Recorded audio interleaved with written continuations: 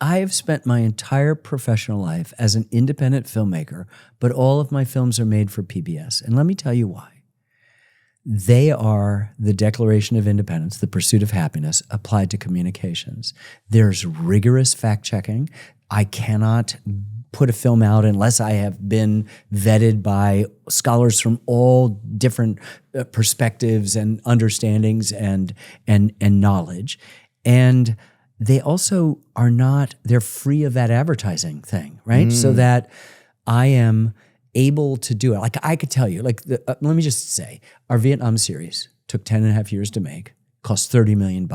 I spent 10 of the 10 and a half years with my cup out, going to foundations and corporations. Bank of America has been a corporate underwriter. They're not a sponsor, so they're not saying, hey, we don't like that content. They accept whatever content I'm going to do because they know my process is rigorous. Foundations, individuals of wealth, government granting agencies until they were just killed. So that CPB the death of CPB is a big I was going to ask you about that. Your funding, how's that been affected by? It's huge. It's huge. But it's, more importantly, it's such a short-sighted decision because you know what's going to hurt most? Most of CPB's money went to rural stations. What is CPB? The Corporation for Public Broadcasting, which was just not only, they took back money, they'd already appropriated $4 million for an upcoming project, but we had been in discussions for another $10 million. So I just lost $14 million for about 3 or 4 projects coming up in the future.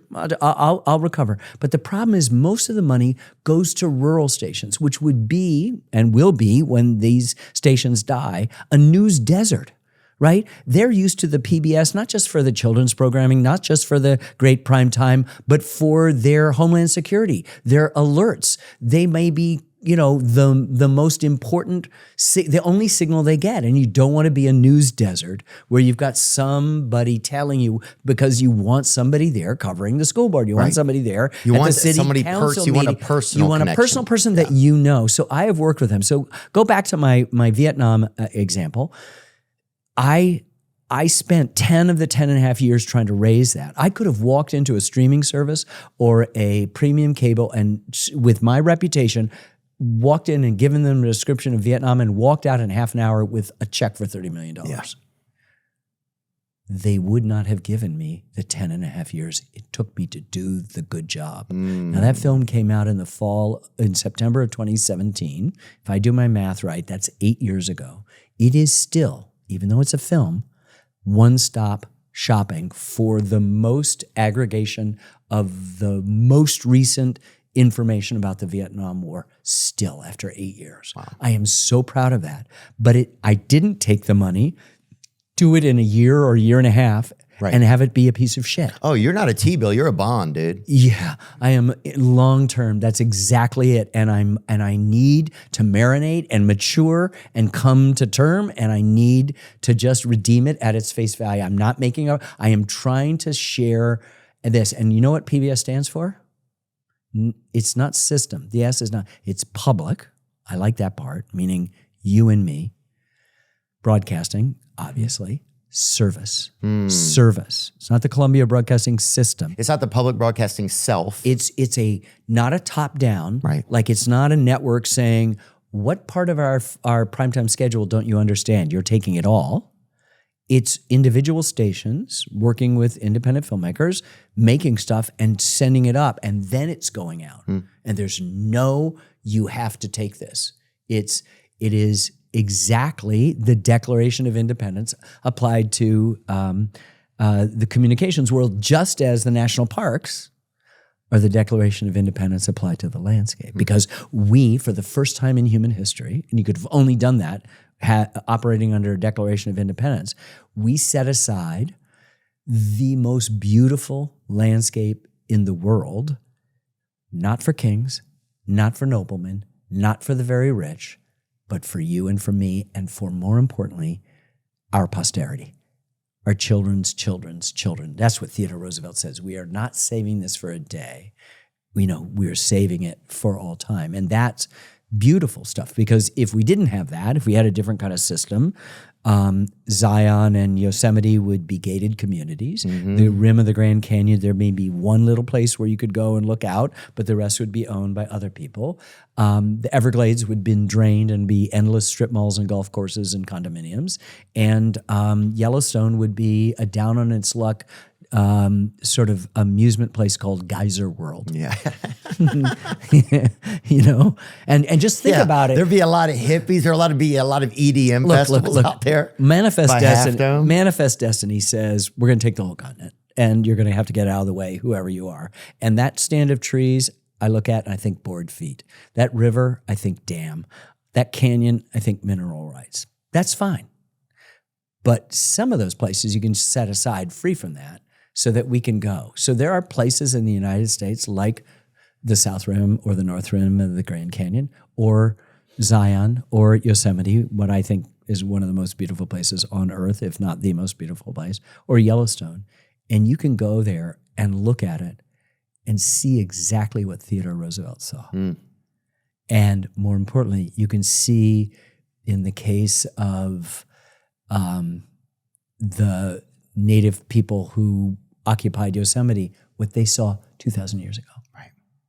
And so that gives you an access to all time, which then gives you a perspective. Some journalist, when he went up to Alaska and he saw what was then called Mount McKinley and has been called Denali, said, McKinley never saw the mountain. He said, it reminds me of my atomic insignificance, meaning the way nature dwarfs you. You just look up at a night sky and nature, you're like, oh, when it's God. 10 below zero and you just see all those stars and you go, oh, I mean, I'm like nothing. Yeah, I need a drink or whatever. But the thing is about that, it's paradoxical, nature and I would suggest our national parks, because that feeling of insignificance inspirits you, makes you larger, just as the egotist in our midst is diminished by his or her self-regard, right? You know that. Like you see somebody who's so full of shit, so full of themselves, and you think they just get smaller and smaller. But the person who goes, wow, I'm nothing in the scheme of things, and that's true, seems bigger. Yeah. Seems like somebody I want to listen to. Oh, yeah. All the great gurus of the national parks, like Emerson and particularly John Muir and Theodore Roosevelt, they have distance in their eyes. That's what Stuart Udall, who's a former Secretary of the Interior under Kennedy and Johnson, he said he had distance in his eyes. I just love that phrase, as if somebody could almost look around the curve of the earth and see not only physically what's going to happen, but in time. So he's this blustery, guy that we love for all his belligerence, walk softly, but carry a big stick. But what does he do? He sets up the Grand Canyon, the grandest canyon on earth, I assure you. And have that longevity of thought to have I want other people to come here and see the same thing. And I want my great-great-grandchildren to enjoy it. And guess what? They are. We touched on Spencer Cox really quickly. I think we're in a new space for an American Revolution in the sense, I know part of it was the Bill of Rights. We don't have an internet Bill of Rights. We don't have a social media Bill of Rights. Right. And I think it's stuff like that that's killing us. It's like, I agree. You can have, if I'm a restaurant and you come there and I poison you. Yes. You can sue me. You can file charges against me that will shut me down. But there's all these algorithms that are poisoning people, right?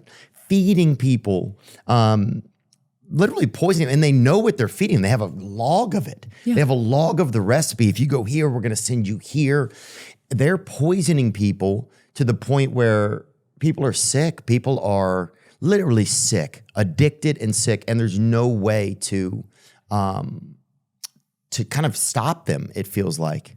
I agree completely. I think that's beautifully said. And so one would hope that there was a health department that might have noticed that restaurant had ingredients, or there was, mice or rats around in the kitchen that might be poisoning. They're going to contribute to this, that shuts them down or gives them a bad grade, as they do in New York City. You see the A or the B or the C, and be forewarned. I'll eat a little C. You'll eat a C now and then. I draw the line at B. I'm sorry, this is where you and I disagree on this.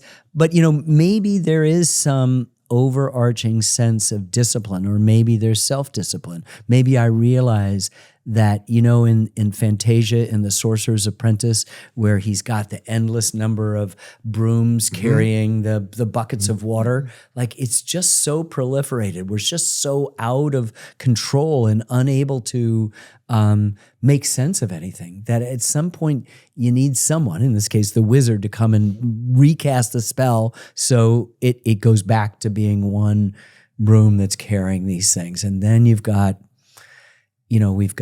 that possibility. And that's my impulse, is always to just reduce, get down to something that you can trust. And I think what you're saying is, could we agree to maybe a set of rules that would govern facts, that we would say that facts were primary, that we couldn't just constantly not just speculate, but wildly lie, because the toxicity of that is, as you say, as lethal over the long term as that poison is in your restaurant. Yeah. And the algorithms, the fact that you can continue to poison. Imagine a 15-year-old kid. But it pays. If it bleeds, it leads. So then right now, that used to be the thing in the 70s when there's still just 3 stations and whatever. But then you've got millions of outlets who have no responsibility, and they can say that up is down and down is up, and what's your problem? You're wrong. It's a big conspiracy that you've been thinking that up is down all of your life, and I can prove to you why you're absolutely dead wrong. So follow me over this cliff.